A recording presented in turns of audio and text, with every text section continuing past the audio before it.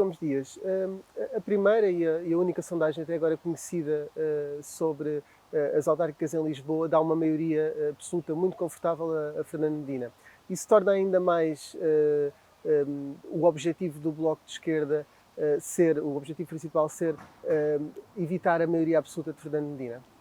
O nosso objetivo é, esta sondagem dá uma votação expressiva no PS, mas também nos dá uma votação que permite eleger um vereador, portanto, o que é importante, e por isso também reforça o nosso objetivo de aumentarmos a nossa representação na Câmara Municipal de Lisboa, quer dizer, ter uma votação ainda maior do que aquela que tivemos há 4 anos, para poder influenciar a política que é feita na cidade de Lisboa, e isso implica também impedir a maioria absoluta do PS, porque as maiorias absolutas têm tido caminhos com os quais nós não concordamos, e é preciso... E tem esse sentido de utilidade, ou seja, quando diz reforçar, é mais importante, por exemplo, o Bloco ter 2 vereadores, mas haver uma maioria absoluta do PS, ou, por exemplo, um vereador que faça essa diferença e que obrigue o PS a sentar-se à mesa com o Bloco?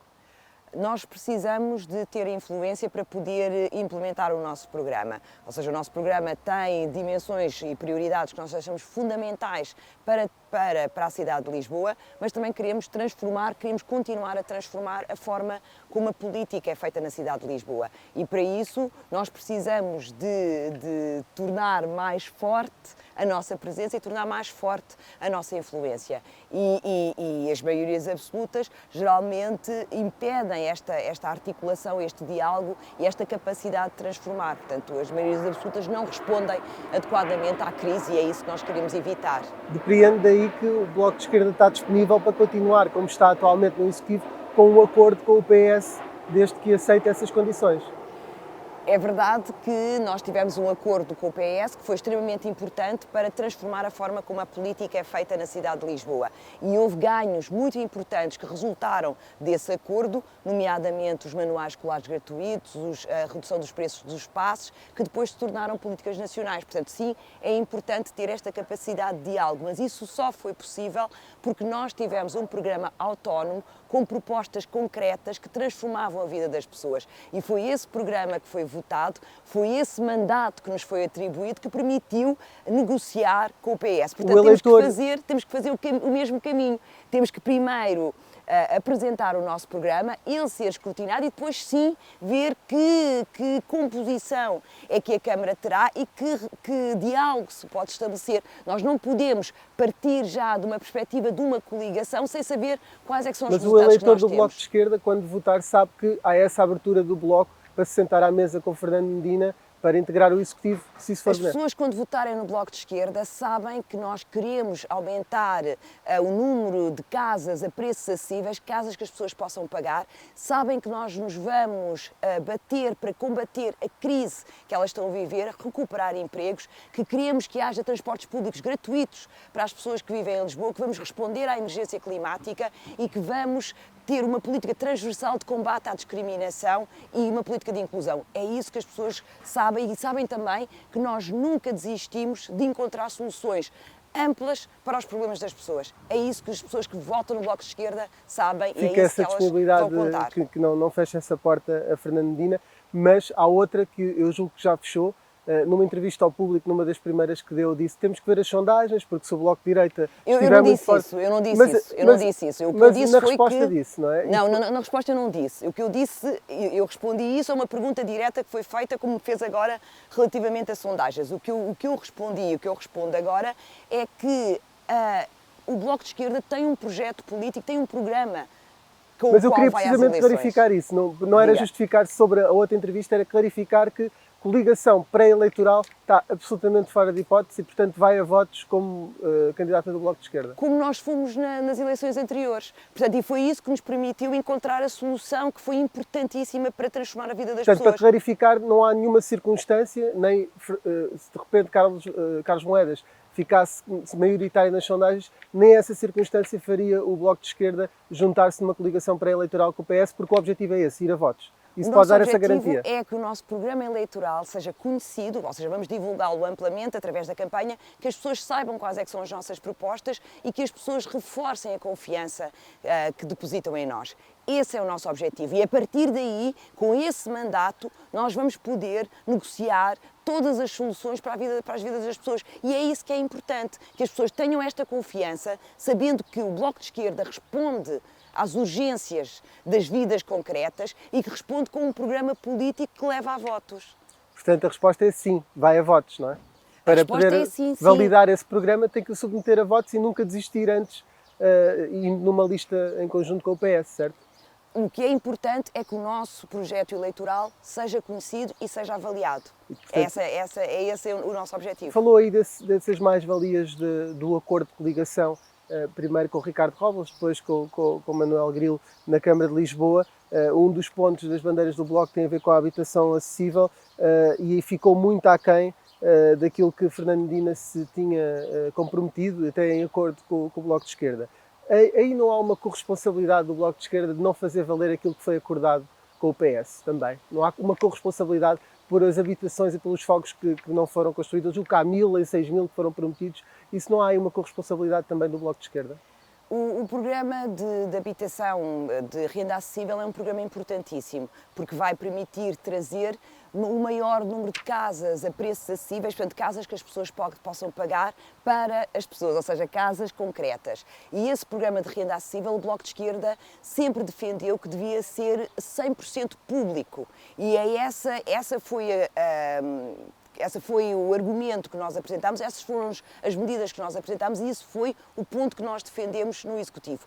O Executivo do PS insistiu sempre em estabelecer ou dar prioridade às parcerias público-privadas, ou seja, fazer um programa que tinha um pilar público e um pilar privado. E o que está a avançar... Para conseguir financiar, não é? O que está a avançar nesta altura é o pilar público. É isso que está a avançar, são essas as casas que vão ser distribuídas numa dimensão e número muito insuficiente àquilo que é realmente necessário. É preciso ter milhares de casas disponíveis para poder controlar o mercado de arrendamento. Portanto, isso é que esse pilar público é que tem avançado e isso mostra que nós tínhamos razão na defesa que nós fazíamos de um programa de habitação 100% público. Portanto, e é isso que é preciso destacar e sublinhar, que as parcerias público-privadas que aparecem como sendo uma solução para financiar este programa de habitação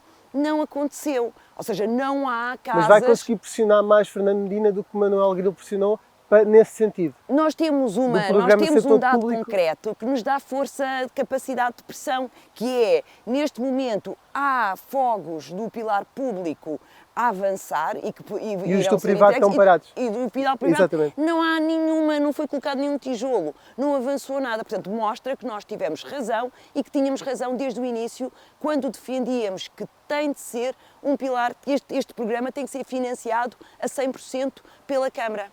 A habitação foi uma das bandeiras do Bloco e depois houve uma pequena crise, por assim dizer, uma pequena polémica com o anterior vereador. Teme ainda Ricardo Robles, porque tinha um alojamento local, havia ali uma especulação imobiliária, toda a gente conhece a história do Walter. O vereador Ricardo Lopes teve uma incongruência e assumiu a sua responsabilidade e abandonou o cargo. Teme sofrer os efeitos disso ainda? Não. Não. Passados estes anos, acha que o assunto está arrumado para os eleitores do Bloco de Bloco de Esquerda cumpriu um mandato, mostrou que tem responsabilidade, tem a capacidade de cumprir o seu programa e isso é um legado extraordinário que se iniciou com a variação com o Ricardo Robles, mas que foi continuado pelo Manuel Grilo e nós estamos muito orgulhosos das conquistas que o Bloco de Esquerda fez e alcançou durante este mandato. Ou seja, nós conseguimos, de alguma forma, quebrar a narrativa que o Bloco de Esquerda não assumia a responsabilidade. Nós assumimos a responsabilidade, nós transformámos a forma de fazer a política na cidade, nós trouxemos outras questões, colocámos outros temas na agenda política e mediática e isso foi fundamental. Portanto, o mandato foi cumprido e foi um mandato importante para a cidade de Lisboa e muito importante para o Bloco de Esquerda. Aqui, se me permitir, uma pequena maldade, não é assim tão maldade, mas que lhe queria perguntar, que é, tem ideia de quanto é que custa um bilhete de metro em Lisboa? Sim. O diário. Eu sei que os preços foram alterando muito. Sim. Um bilhete de metro, eu há pouco tempo carreguei o meu passe navegante com 5 euros. Eu penso que um bilhete de metro custa 1,90 € ou 1,80 €. Está nos 1,50, mas pronto, a questão era só mesmo avançando aqui Não, mas sabe porquê que eu pensei que era isto? Porque desta vez eu carreguei o meu navegante, mas houve uma vez que eu tive que comprar o passe, aquele bilhete, e o bilhete custa 50 cêntimos, somado ao preço do bilhete, foi 1,90 €. Cria confusão porque o tarifário sim, é de facto complexo. Foi daí. Queria avançar um bocadinho, também é ativista na área dos direitos humanos. Eu sou uma ativista antirracista. Antirracista. Sim, também sou ativista dos direitos humanos. Naturalmente que é uma questão de Sim. direitos humanos que está em causa Sim, sem dúvida. nesse combate ao racismo. E o que lhe pergunto é precisamente se considera que Lisboa é uma cidade racista e onde isso se nota. Lisboa tem manifestações, ou seja, o racismo é estrutural e transversal na sociedade portuguesa, portanto ela manifesta-se e existe em vários espaços da cidade. E em Lisboa nós podemos encontrar essas manifestações, por exemplo, na segregação territorial. Nós olhamos para a cidade e percebemos que existem grupos de pessoas com determinadas características étnico-raciais que não estão em determinadas zonas da cidade, mas também não estão pessoas estrangeiras, não estão pessoas refugiadas. Portanto, há múltiplas discriminações que se manifestam na cidade, para além da discriminação racial. E uma das dimensões que é transversal ao nosso programa é justamente ter políticas públicas que tenham estes múltiplos recortes, que consigam responder às múltiplas opressões que estão ativas na cidade e que excluem as pessoas e que criam e potenciam a desigualdade. E uma delas é, sem dúvida, o racismo e a discriminação racial. E sobre o programa que agora também falou aí, defende melhores transportes públicos, uma melhor habitação, uma cidade da proximidade. Bom, o programa de Carlos Moedas e o programa de Fernando Medina também defendem isto tudo. O que é que difere verdadeiramente, ou que vai diferir? Olha, na habitação já lhe dei um exemplo, ou seja, ser exclusivamente uma intervenção pública, não é? Precisamente, ser um pilar público para responder também à crise da habitação. Também está com os automóveis propostos por Mas nós Carlos também Moedas. temos uma outra proposta muito importante, que é os transportes públicos gratuitos. Isso vai ser fundamental para poder responder, por um lado, à crise social que nós estamos a viver. Portanto, centenas de pessoas perderam os seus empregos, portanto, e para além de terem perdido rendimentos, uma redução nos salários, portanto, os transportes públicos gratuitos é uma medida fundamental, mas nós achamos que, para além de responder à crise social, também responde à crise climática, e vamos começar com as pessoas desempregadas, precisamente para poder ser uma resposta robusta à crise que nós estamos a viver. E isso vai permitir reduzir o número de carros que entram na cidade de Lisboa, reduzindo a quantidade de dióxido de carbono que é emitido na atmosfera. Portanto, não podemos continuar a Câmara já teve a ignorar... um prejuízo de 46 milhões em 2020. Não percebi, desculpa. A Câmara Municipal de Lisboa teve um prejuízo de 46 milhões em 2020. Isso supõe que uma medida desse género tenha algum custo. Já contabilizou quanto é que custaria os transportes públicos gratuitos para desempregados? Nós estamos a finalizar os cálculos para poder ter a informação precisa do valor que isso vai custar. Claro que não íamos apresentar nenhum tipo de medidas sem saber quanto é que vai custar para o erário público. Portanto, e é fundamental que todas as medidas tenham o seu correspondente no orçamento para poderem ser executadas. E estes 46 milhões que eu falava, para o Bloco não há problema. Este prejuízo é justificável numa época de pandemia. Nós tivemos, foi necessário responder à emergência social e à crise social que se estava a viver. Inúmeras famílias precisaram de apoio alimentar, portanto foram distribuídas várias refeições. A resposta à crise e a resposta às pessoas é uma dimensão fundamental da vida da Câmara e da gestão diária da Câmara. Relativamente ao valor que refere, esse valor deve ser explicado e devemos entender aonde é que as despesas ultrapassaram o que tinha sido orçamentado. E muitas delas terão sido como resposta à crise. Em período de pandemia houve necessidade de aumentar as despesas. Muito bem, uma penúltima pergunta.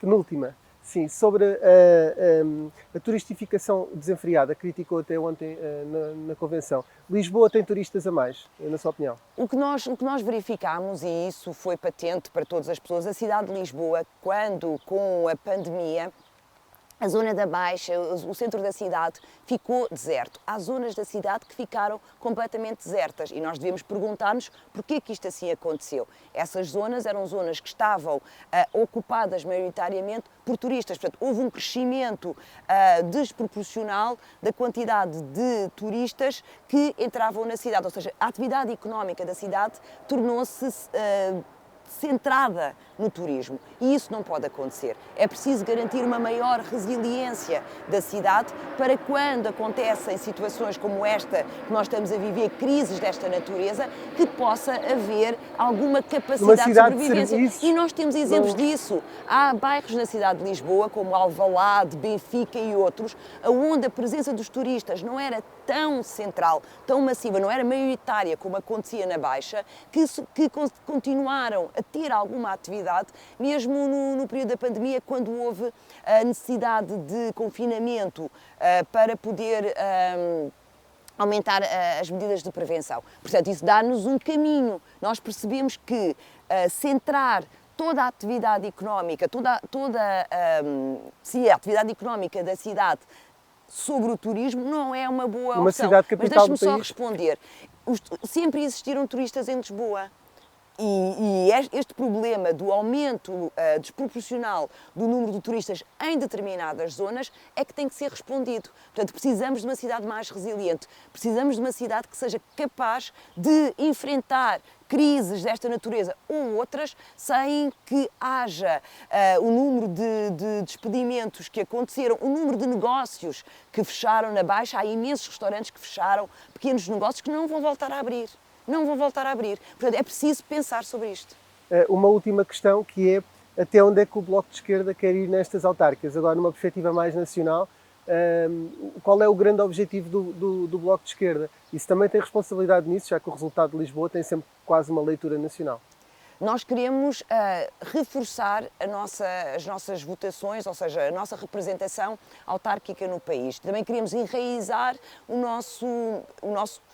nossa presença no território. Portanto, este será o trabalho que nós iremos fazer, mas continuar a organizar a intervenção do Bloco. Ter mais vereadores e mais deputados municipais é o objetivo, é isso? Desculpa? Ter mais vereadores por todo o país e mais deputados municipais é o objetivo do partido. O objetivo é reforçar a nossa presença nas autarquias e reforçar a nossa capacidade de influenciar as políticas locais, as políticas autárquicas, para melhorar a qualidade de vida das pessoas. Destruindo maiorias absolutas ao PS por esse país fora.